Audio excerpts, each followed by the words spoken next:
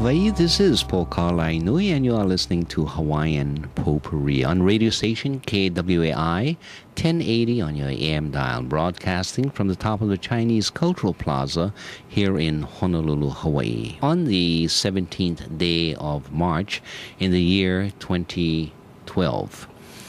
All right, we had been talking about events that have been occurring in Afghanistan, and we invite your telephone calls should you wish to address that particular subject. Our telephone number here is 524-1080. Let's go to our caller. Aloha, caller. Welcome to the program. Good afternoon, Mr. Lainui. Yes, aloha to you. That situation in Afghanistan is a circle of concern for us because we live under the umbrella of the United States government. I wish I could talk about the circle of influence that we have more influence in the islands but that soldier, I think he should be killed because he killed 16 innocent people. I don't know what to say. Even though it was a poor decision, they said, I heard on the radio, on the TV, they said, oh, he had a concussion when he was in 4 tours in Afghanistan and Iraq, and so that's why he shouldn't have reared up a 4th time or a 3rd time, and that's why he did what he did, and out of frustration, and he said his friend lost his foot, and he got his foot hurt, and he got a head injury. Yeah. So they say they might not practice capital punishment with him. Let me ask, who is a greater criminal? Is it this guy, or at least the alleged criminal? Is it this guy or Private Manning, who released information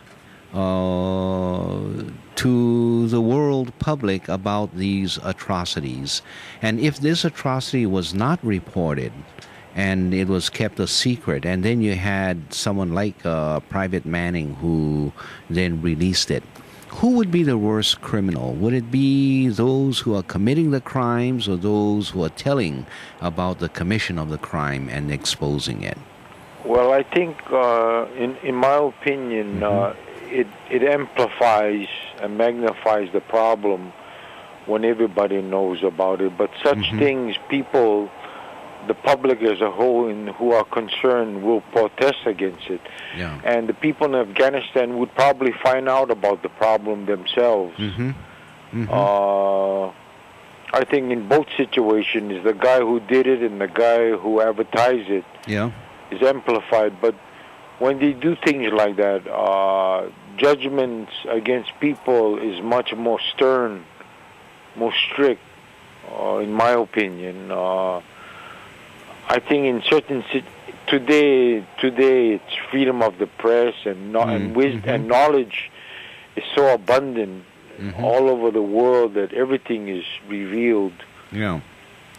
And do you believe in a democratic society, or a society led by an oligarchy? That is, just a few people calling the shots and have availability to information so that they can decide for themselves what shots they're to call.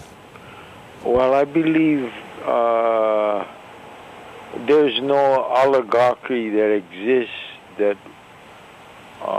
most people, King Solomon said, would gravitate to the needs of their hui.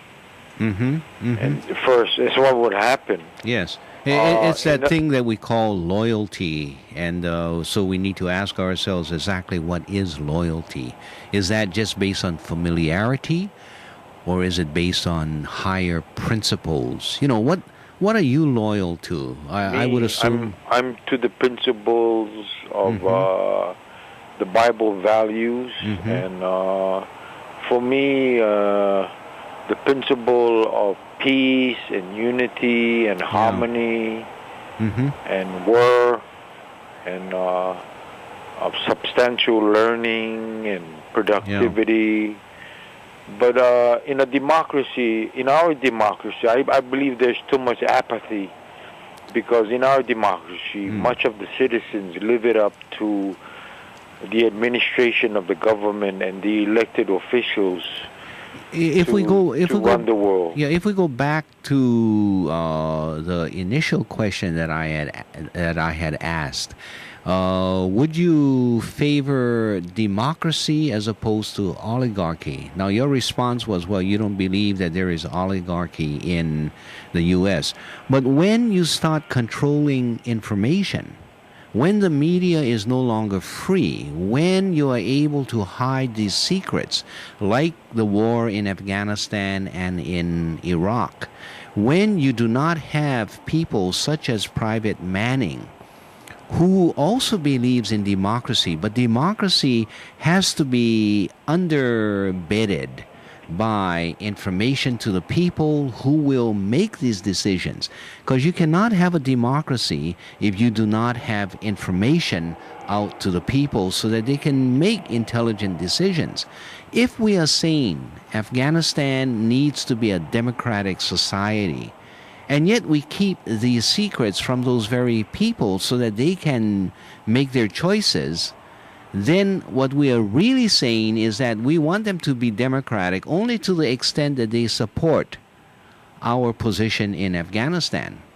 So what do you have there? You have... Okay, in my opinion... yes. In my opinion, Afghanistan, if it's a heritage of oligarchy, of people who for many centuries have earned a living for themselves, and the rest of the citizens, you could say, are serfs or subservient in their lifestyle and their productivity. It's not for me to judge. President George Bush once says that we're going to Iraq, we're not going into nation building. And but then in a democracy, you get people like Nathan Hale, men like that who were just common men who were immigrants from Europe, who stand up for principles that were good for the nation. I think a democracy would be better. But then if we go into nation building, what if the administration existing in Mesopotamia, in Middle East doesn't want it? Then what are you going to do? Stay out, mind your own business. Yeah, so our circle of influence wouldn't be there, but our circle of concern would be there because, in my opinion, we concern for all human beings, humanity. Well, the question I have is that enough justification to not only be concerned but to interfere? To interfere, then, that means to get involved. If you can get involved in a diplomatic way where you don't cause loss of life, and if you can have the third alternative of or paradigm of sharing and communicating in such a way where the Greeks and the Hindu sages says new truths with new freedoms for the people, and Buddha said non-violence leads to enlightenment. If such things like that can influence a nation or a country and bring about a better country, a better citizenry, a better administration, then I'm all for that.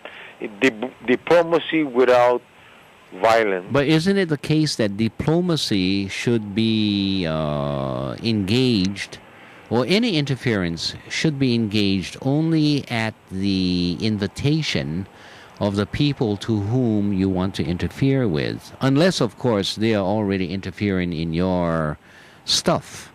Well, other than that, shouldn't you leave your neighbors alone? Well, if it's a threat to other nations who are our friends, a threat to our own well-being, then we might have to get involved. Well, let's talk about that question then. To what extent is your own well-being adequate to permit you to get involved? If the price of oil is going to increase, is that a basis for attacking another country and taking over their oil? No. Okay. Then, if the other country has actually attacked your country, is it adequate reason to intervene and then interfere in their government through an attack? Well, it's not for me to decide. I'm not in that administration. I'm not in the government. But if you're a citizen of what you conceptualize to be a democratic process, you cannot step out of that issue and just leave it to the leaders. These are the responsibilities of your citizenship, isn't it? Well, then, in our democracy, I attend neighborhood board in Palolo and neighborhood board in Kamiki. Yeah. And the representative in the grassroots of our democracy, the citizenship goes to the neighborhood board, reports to the representative in our state government, and then from there the state government goes to the congressional representative. Yeah, I understand this idea of delegation of responsibilities. It's more what the Republicans call the Republican representative form of government. But in essence, in a democracy foundation, the liability and the responsibility always rests with the individuals such as you and I, for whom these other individuals must answer to. So, while the structure may be one of delegation of responsibility, it does not or should not relieve us from calling them to task, to question them, to assert our beliefs in what they should be doing. Does there exist entity like that where it has a voice? It's the newspapers, is advocacy groups who speak out in our behalf and the well-being of our citizenry, that they do that to protect the interests and the concerns. Well, with all due respect to you, I'm seeing your answer as sort of shifting responsibility to still somebody else, to the newspapers or to activist organizations or not-for-profit organizations, to groups that have identified their cause. But you as a human being, you as a person who supports or at least pays money to a government that uses your money and then takes that money and sends soldiers off to interfere with other activities, you need to be responsible. It's very similar to the argument of the German citizens who would say, "Oh, I didn't know that they were really burning or gassing those Jew neighbors of mine." To what extent can you isolate yourself from that sense of responsibility, that sense of outrage, to say, "I'm mad, stop it already, and I don't want to participate in this kind of foolishness"? Well, Mr. Lainui, ever since, I think about 1913 or 1920, is when the political officials in governments have acquired a status that is so powerful, more powerful than an ordinary citizen.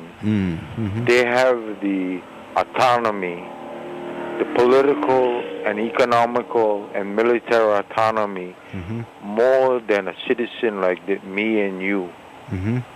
So you're saying that this democratic society that I keep trying to advocate for is a lost cause as far back as 1913 or 1920? Well, no, it's just that showing you the kind of clout that... Oh, I know that clout, yeah. But now it's even worse, yeah, the situation, especially with those who control not only media, but they control medicine, the pharmaceuticals, they control the banks. And it is frustrating. But what do? We just give up? The thing for me, Stephen R. Covey says, private victories before public victories. So in my personal life, I need to straighten up my life more, even more refinedly, so that my life, my well-being is okay, my kuleana is okay, and my family, and my neighbors, and my friends. And then from there we go into public victories. Yeah. So your circle of influence widen out to involve circle of concern. Your circle of influence, whether it's very broadly expanded or very central to one, yourself, your spouse, your children, and the rest, are they not based on certain fundamental principles or moral or ethical principles that would be consistent, whether it's applied to family or it expands to your community or to your larger Integrity, society? yes. Yeah. I have integrity. So I'm not saying that you should not respond or not apply your circle of influence from that smallest concentric circle that you work with. Yes. But the movement of that concentric circle is based on certain fundamental principles that you already have, and they should be affecting decisions or actions that are made and that you contribute to, such as your tax payments and your support to a government. Yes. And so you need to shake that water and say, I'm mad, I don't like what you are doing in my name, and I want to be heard, and not just close yourself out to the smaller circles of influence. Don't you think so?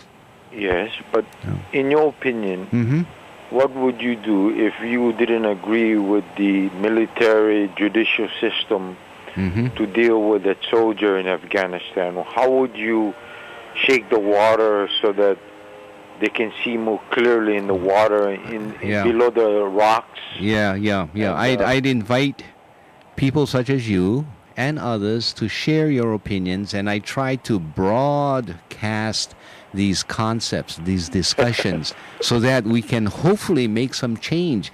And that's one way I would do it. Of course, as an attorney, whatever opportunities I would have, I would do it in that way. I would go to community meetings, and I would express my outrage rather than just sitting there and saying, oh, no can do nothing, we may as well hamau, keep quiet. Well, you just did it for me, the Hamama, the door opened the way for me to be even more of a community advocate, and I like to work with you, Mr. Lainu, because I believe your efforts are good, and it's just that the time element and momentum, the dynamics in it. And let's remember that this isn't a single event. Of course, for the injury that occurred and that family, it's singular. But we are seeing patterns, and we are getting sick and tired of these patterns of injustices and of hypocrisy. Whether we look at the local scene here in Hawaii or we look at the international scene, and we need to speak up about our anger about those things. We do have another caller. I want to thank you very much for sharing your time and expressing yourself so eloquently on this program. Well, thank you very much, Mr. Lainu. I always enjoy listening to you and always seeing you when I do. Thank you very much. Okay. Mahalo nui loa. Hi, aloha, ahoy ho. And we go to our next caller. I should caution you, we only have about 5 minutes more, but let's go to the caller. Aloha, caller, welcome to the program. Aloha, Poka. I can make it very short. And perhaps it's a little bit off of the direction you were going in, but still related. Okay. It seems to me that we actually are running wars on peace. You know, we've had wars on drugs and wars on poverty, and we've lost all of them. But maybe the one running against peace we can win. You know, wherever there's peace, we'll be there with our boots on. So it seems to me that because war is probably now our biggest money maker, that's what we're going to specialize in. So we're going to find anything that looks peaceful and cause it to go into crisis. Well, it's just a thought. Yeah, and I thought, well, maybe this soldier in Afghanistan was subconsciously expressing that idea by killing people who were sleeping, innocent people, and he really was now actually doing what he perceived he was being told to do, and that's to run a war on peace. That's just a thought. It's a very, what is the word for it? It instigates you to take a look at this idea, war on peace. First of all, I would say you're absolutely correct that we have been conducting a war on drugs, a war on terrorism, a war on, I think, free press, although they won't admit to it. Right. This war on poverty. And now there was a war on women too, I guess, because you've heard about that. Yeah, that's been going on so long now. We're all losing. And I've been reminded about that every time you call. Sorry. No, really.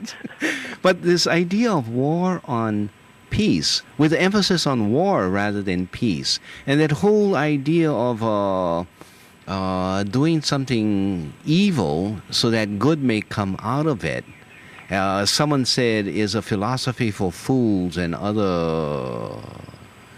more fools, I guess. Yes, but it is taken very seriously, like by a lot of people in politics. And as you say, the ends justify the means. No, the means justify the ends. Yeah, that's it. No, it's the backwards. They say the ends justify the means. We can kill as many people as we want as long as at the end they're all dead and we're very peaceful. And let God sort them out. It's beyond us. Say it backwards. The means justifies the ends. Well, I think it goes both ways. I think so too. There's no way out of that one either. Okay, now that you have confused me appropriately and caused another caller to call in, let me spend the next minute or two with that caller, and then I'll jump to news. Thank you very much for your call. Bye. Aloha.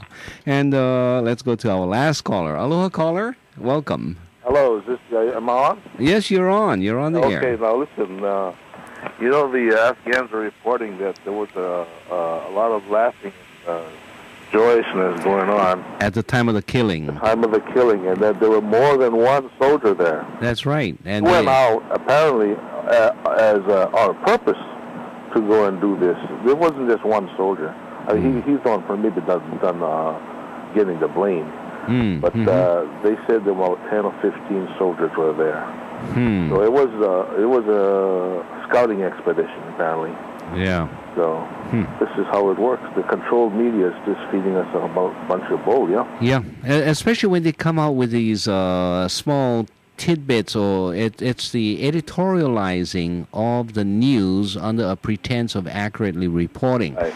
So that when they call always the tip of the iceberg. Yeah, there was an agreement between the Afghans and the Americans that the American soldiers would be judged by the American courts. There was no agreement, and it's that kind of things that they drop here. How would you like it if the Afghans were here shooting up Americans, and they say, "Oh, we're going to take them back to Afghanistan to try them"? Yeah. Well, Hawaii had almost a similar situation, and that was a Massey case. I remember that. Yeah, and although they were tried here in Hawaii after they were found guilty.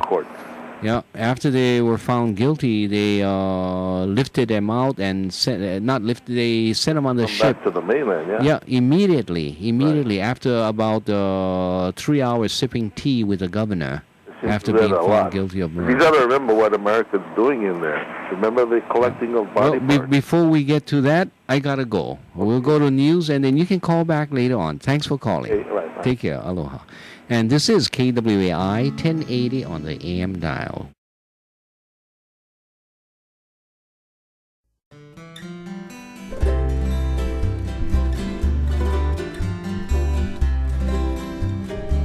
Kaulana nā pua o Hawaii Kupa'a mahope o ka aina Iki mai ka elele o ka loko ino Pala pala anunu me ka paka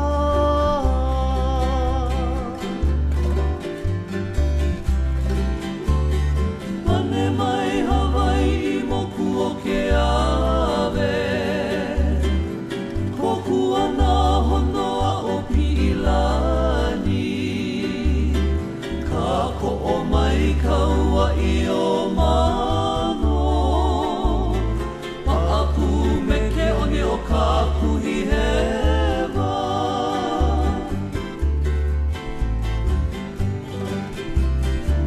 O